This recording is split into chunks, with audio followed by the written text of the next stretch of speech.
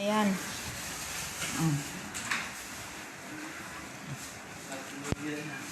Ito, sala. Sala. Yan, sala. Sala yan, sala. Yan, kwarto nyo. Oh, kwarto nyo yan, ha? Ito, dingding. Kwarto ng binata mo, si Ivan.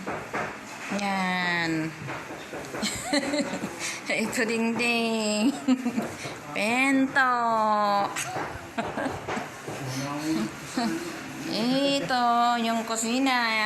Makalat pa dahil ginagawa. Ito.